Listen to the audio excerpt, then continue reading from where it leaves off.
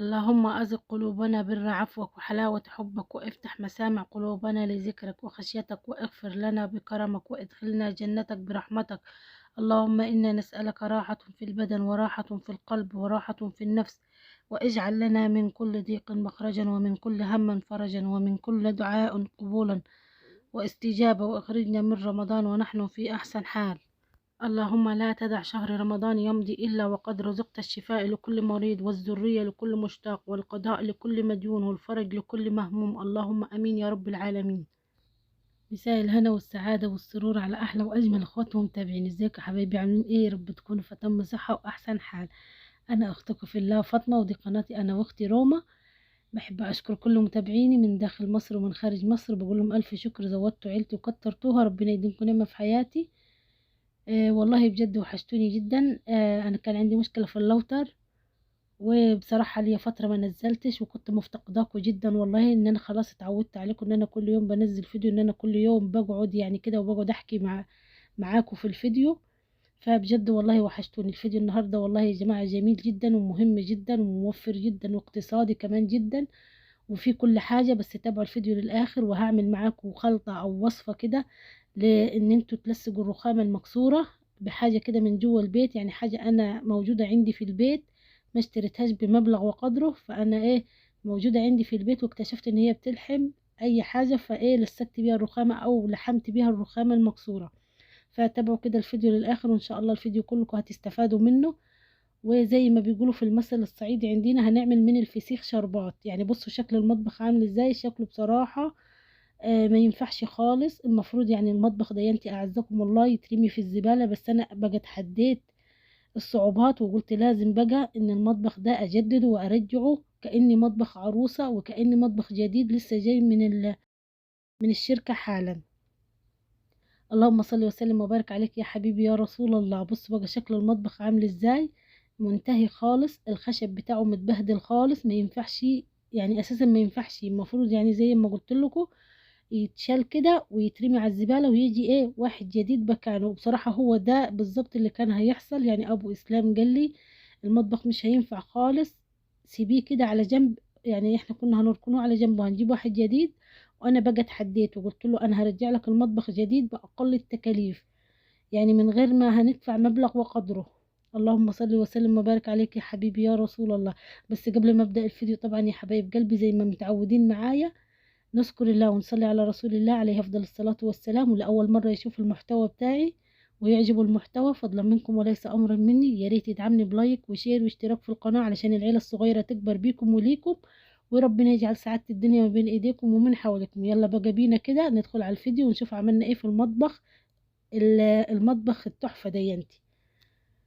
طبعا زي ما انتم شايفين المطبخ معايا متبهدل اخر حاجة.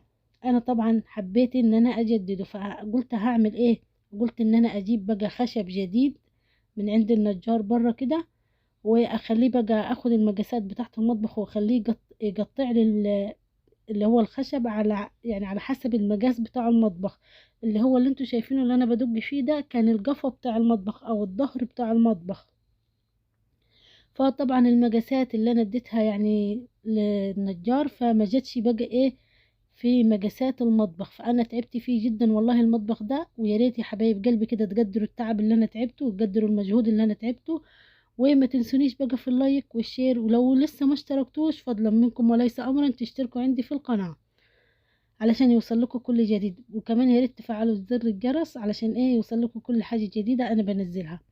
المهم انا طبعا زي ما انتوا شفتوا هو الحاجه الوحيده اللي جت مظبوطه على المطبخ اللي هو ايه الظهر بتاعه دينتي، بس كمان كانت ناقصه فيه حاجه بسيطه. فانا رحت بقى ايه جبت المنشار بتاعي، جبت عده الشغل بقى، وجبت المنشار بقى وقطعت حته كده من الخشب الزياده اللي عندي وحطيتها بقى ايه كملت بيها. عاوزه اقول لكم يعني ستات البيوت دول مش بيغلبوا في اي حاجه، راشقين في كل حاجه، نجار في البيت تلاقوهم، سباك تلاقوهم، اي حاجه في شغل البيت تلاقوهم. يعني برضك شغالين بره وجوه، خصوصا كمان لما تكون الواحدة موظفة بتبقى شغالة بره البيت. وبتبقى برضك شغالة جوه البيت في كل حاجة بقى. في الكهرباء برضك تلاقونا شغالين في الكهرباء. مثلا لو في حاجة بايظة في الكهرباء تلاقونا احنا ستات البيت بنصلحها، يعني لازقين في كل حاجة. ربنا كده يا رب يدينا الصحة والعافية كده.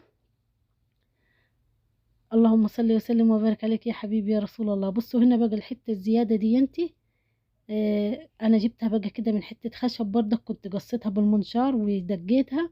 عايزه اقول لكم كمان كان مقطع لي اللي هو الادراج دي ما جتش ايه في المقاس خالص، عملت ادراج جديدة. يعني بصوا حتة الخشبة اللي هي كانت الزيادة اللي انا المفروض احطها تحت في المطبخ، فروحت جبتها بقى وقست على الدرج نفس المقاس بقى بتاع الدرج، ورحت جبت المنشار وقطعت بقى على نفس المقاس وعملت الاربع ادراج. بصوا هنا كنت ماسكه القلم بقى وماسكه المنشار كنت بحدد بيه، وكنت بقطع بقى ايه على العلامه او على المكان اللي انا كنت محدداه. هنا بصوا كان المنشار تعبني شويه، فرحت جبت المقص لان هي الخشبه خفيفه جدا، فالمقص بقى ايه كان ماشي يعني في الخشب او كان بيقص الخشب.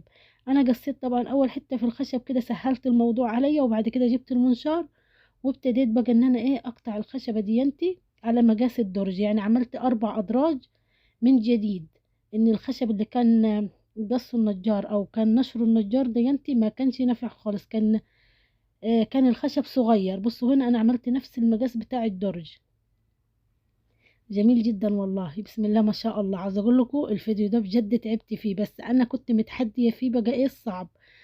قلت لابو اسلام ان هو قال لي المطبخ ده مش هينفع، حتى لو صلحتيه مش هينفع ومش هيجي ايه، مش هيبقى يعني شكله حلو. فانا قلت له يعني ايه طب ماشي انا هشوف انا ولا انت، انا بقى هجدد المطبخ وباقل التكاليف ان شاء الله. كده تابعوا باقي الفيديوهات، انا عامله ايه سلسله فيديوهات على المطبخ لحد المطبخ ما خليته يعني، بصوا خليته رجع مطبخ عروسه. انتوا بقى هتشوفوا بقى الفيديوهات وانتوا بقى هتحكموا، وهتكتبوا لي بقى في الكومنتات وهتقولوا بقى ايه اذا كان هو المطبخ نفع او ما نفعش، او بقى حلو او ما بقاش حلو.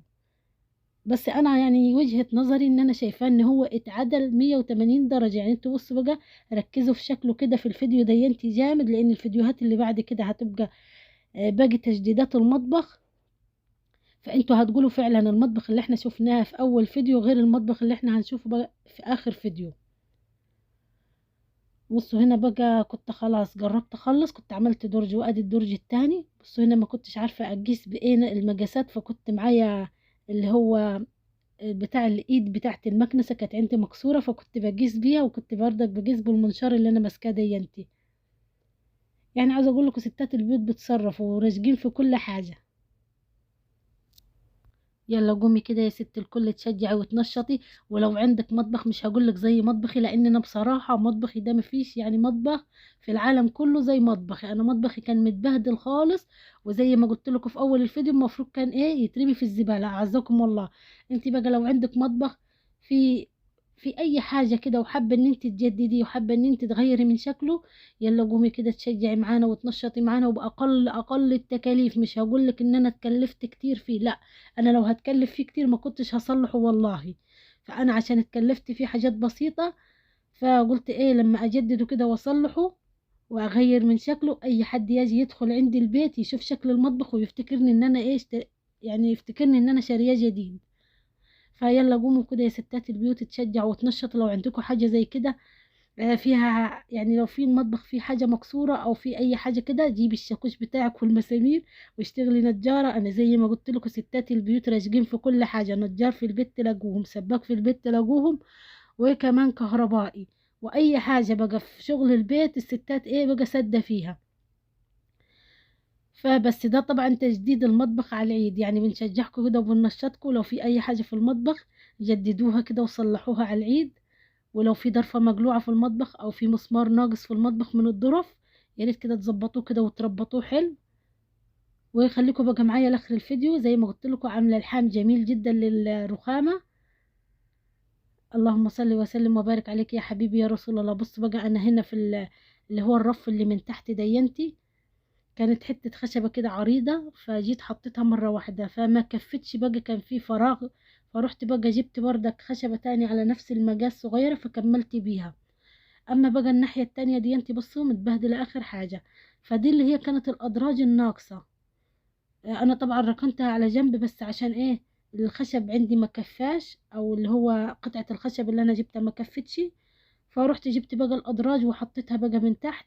يعني حطيت اللي هم ايه كذا حتة جنب بعض ودقيت بالمسامير عايزة اقول لكم الدجان دينتي بالشاكوش او بالمسامير والله ممتع جدا.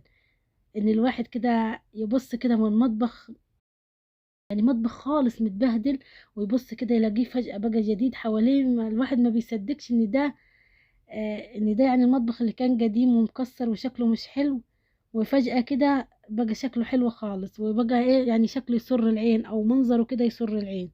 بص انا هنا كنت خلاص قفلت القفا وقفلت اللي هي الحتة اللي من تحت، ففضلت مكان الحتة اللي هي ايه بتاعت الرخام. عاوزة اقول لكم الحتة اللي كانت دايبة دينتي ومتشالة ده كانت عشان الرخامة مكسورة، فكانت المية بتنزل من تحت. هنا طبعا اخدت حتت كده من الخشب سندة نفسها او ماسكة نفسها حلوة، فرحت حطيتها من فوق، لان كان الخشب او كانت قطعة الخشب كانت خلصت خلاص، ما كانش فيه منها تاني. اللهم صل وسلم وبارك عليك يا حبيبي يا رسول الله. انا هنا كنت خلاص خلصت دجان الخشب بقى، الدروجة واللي هو القفا من تحت. هنا كنت بقول لكم حطوا لايك، شجعوني باللايك. وكنت خلاص قفلته على الاخر. هنبتدي بقى هنا ندخل على ايه، على المكون اللي انا لسكت بيه الرخامة. فركزوا كده فيه جدا، لان انا المكون ده شارياه من عند العطار، وهقول لكم معلومات جميلة عنه، وان انا موجود عندي في البيت يعني باستمرار، كل ما بيخلص بجيب غيره. لان انا طبعا بحتاجه في حاجات كتيرة، وهو مفيد جدا ومهم جدا في حاجات كتيرة هنتكلم فيها دلوقتي. بص هو بيجي عبارة عن حبيبات كداتي او كتل او كتل، وبعد كده طبعا انا بطحنه في المطحنة وبيبقى ناعم زي السكر البودر. بصوا يا جماعة، ده اسمه الصمغ العربي. الصمغ العربي ده انا بصراحة ما اقدرش استغنى عنه خالص، كل ما بيخلص بشتري غيره. وانا بالصدفة اكتشفت ان هو ايه بيلسك كده في ايدي. كان انا وبعمل يعني منه شوية كده، فاكتشفت ان هو ايه بيلزق في ايدي. فلما يعني انا بص بصراحة جربته على الرخامة صغيرة جدا، فلسكته بيها لقيت ان هو ايه لصقت معايا الرخامة وبقى شكلها حلو، حتى غسلتها بالمية فاللزق بتاعه مفكش. فقلت ليه، طب ما انا اجرب كده، عندي اللي هو الرخامة مكسورة، انا اجرب بقى واحط المكون دينتي احطه على الرخامة واشوف بقى ايه هيعمل. هو بصراحة حلو جدا، بس اهم حاجة ان انت لو لسكتي بيه الرخامة ما تحطيش مية على الرخامة كده لفترة طويلة وتخليها ان هي مثلا آه، تنيخ كده في المية. لا انت مثلا لو غسلت الرخامة امسحيها بسرعة من المية، لو جت مية على الرخامة نشفيها بسرعة، لان هو ممكن برضك مع كتر المية تلاقوه ده بشوية كده بشوية وتلاقوه ايه انتهى. بصوا هنا انا بعد ما ضربته في المطحنة بقى ناعم زي سكر البودرة. ابتديت بقى جبت معلقتين منه، وابتديت بقى احط عليه حبة مية كده وادوبه في المية واعجنه كده كويس، يعني لحد ايه ما يدينا القوام الحلو المتماسك، ما يبقاش ولا هو تقيل خالص ولا هو خفيف خالص زي المية، يبقى القوام بتاعه حلو. وابتديت بقى ان انا ايه الصق بيه الرخامة. الصمغ العربي ده يا جماعة هقول لكم بقى على الفوائد بتاعته. عبارة عن ايه، هو مادة صمغية بتطلع بقى من ايه من الشجر ده بيبقى مزروع في السودان، وبيستخدم طبعا الصمغ العربي ده في حاجات كتيرة جدا، مش يعني بصوا مش في أمراض الكلى بس، أنا بصراحة بجيبه عشان الكلى بس، هو بيستخدم في حاجات كتيرة جدا. هقول لكم كده احنا وشغالين معاكم كده في الفيديو بيستخدم في ايه، يعني للي مش حابب ان هو يستخدم صمغ يلحم بيه اي حاجة، فهو يستفاد طبعا من المعلومات اللي انا هقولها دلوقتي. طبعا الصمغ العربي الصديق الاول للجهاز الهضمي. انا هقول معاكم طبعا عدة نقاط منها. طبعا النقطة الاولى اللي هو الجهاز الهضمي رقم واحد، بيعالج القولون والامساك والانتفاخ والقولون العصبي، وبيحل اي مشاكل في الجهاز الهضمي. رقم اتنين طبعا بيقلل الدهون في الجسم، بيقلل زيادة الوزن، بيعطي إحساس بالشبع، بيعالج الكوليسترول في الدم. ورقم ثلاثة بيقلل التهابات في الجسم، التهاب المفاصل والتهاب الأوعية الدموية. بيقلل الجلطات لأن بيقلل التهابات الأوعية الدموية. هو بصراحة بيقلل جميع الالتهابات في الجسم. وكمان مش عاوزين ننسى الأسنان يا جماعة، بيعالج التهابات الأسنان، بيعالج اللثة ولو هي بتنزف أو فيها التهابات مزمنة، بيغير ريحة الفم، وبيخلصنا من الجير. بيتاخد طبعا عن طريق ايه، عن طريق المضغ زي ما انتوا شفتوا معايا في اول الفيديو. انا كنت جايباه هو وشكله كده صاحي او هو شكله كده كتل، فهو بيتاخد كتلة منه وبيتنضغ كده على يعني شكل ايه، كأن الواحد بيندغ لبانة. فبصوا هنا انا كنت بردك بجرب معاكم التجربة بلحم يعني اللي هو ايه حتة رخامة صغيرة كده، هعملها زي نظام وزر. بصوا هنا بعد ما لحمته بقى هو يعني ايه لحام حلو قوي وشديد، بس اهم حاجة ما تسيبيهوش منقوع في المية او ما تسيبيهوش نايخ في المية وبعد كده اللحام يفك منك وتقولي بقى اللحام فك وكده. لا انت ما لما هتغسلي الرخامة نشفيها بسرعة كده، ما تسيبيهاش زي ما قلت لك ايه في المية فترة طويلة. اللهم صل وسلم وبارك عليك يا حبيبي يا رسول الله. هتقولوا لي نسيتي يا فاطمه، ما تقولي لنا هناخده قد ايه، وهناخده طبعا بمقدار قد ايه. هقول لكم انا ما نسيتش والله يا جماعه، بس ايه انتوا تابعوا بس معايا الفيديو للاخر وهقول لكم كل حاجه. طبعا بيتاخد قد ايه؟ بيتاخد 30 جرام بس في اليوم، اللي هو ما يعادل معلقه صغيره صباحا ومساء، يعني معلقه صغيره الصبح ومعلقه صغيره ايه بالليل. يتحط على ايه بقى؟ على نص كوبايه ميه دافيه، ويتشرب مشروب عادي جدا من غير اي سكر ولا اي حاجه. وما تكتروش طبعا عن ال30 جرام او المعلقتين الصغيرين صباحا او مساء، لان طبعا ما بيمتصش، هيقعد في الامعاء وهيتخمر بزيادة، وهيجيب انتفاخات وكركبة بطن بقى، وبيجيب ميل للقيء. علشان كده طبعا البكتيريا هتكون ماخدة اكل كتير بكميات كبيرة، علشان كده طبعا هيبقى ايه هتقعد في البطن وهتتخمر الكمية الكبيرة. فالواحد ايه طبعا ما يكترش اكتر من معلقتين يعني، ويواظب عليهم ويشوف بقى النتيجة. الواحد بقى لو جسمه مليان، لو عنده انتفاخات وعنده دهون بقى، فالحاجات دي طبعا الصمغ العربي ده جميل جدا. زي ما قلت لكم فيه فوائد كتيرة جدا، وزي ما قلت لكم بردك اخركم معلقة صغيرة صباحا ومعلقة بردك صغيرة مساء، يتحطوا طبعا على نص كوباية مية دافية ويتشربوا كده بألف هنا وشفا. ويا ربنا كده يا رب يشفينا ويعافينا ويبعد عننا جميع الأمراض، اللهم آمين يا رب العالمين. زي ما قلت لكم الصمغ العربي ده جميل جدا ومش مكلف خالص، يعني الحبة اللي انتوا شفتوهم معايا دي كانت ب5 جنيه. بيقعدوا معايا فترة طويلة، أنا مواظبة عليها بصراحة، بدي ابني منه باستمرار. وزي ما قلت لكم الصمغ العربي مش للكلى بس، ليه فوائد كتيرة جدا. ان بردك بيمنع الالتهابات، ومن ضمنهم التهابات الكلى. اللهم صل وسلم وبارك عليك يا حبيبي يا رسول الله. هنا طبعا يا حبايب قلبي كانت الرخامة عند امي مكسورة بردك، فانا بردك استغليت الفكرة اني اكتشفت ان الصمغ بردك بيستخدم كمادة لاصقة، وبردك رحت لحمت لها الرخامة بتاعتها. اللهم صل وسلم وبارك عليك يا حبيبي يا رسول الله. اتمنى بقى ان انتوا تكونوا استفدتوا من الفيديو، اكون ان انا يعني افدتكم ولو بجزء بسيط، وربنا يا رب يجعله كده في ميزان حسناتنا.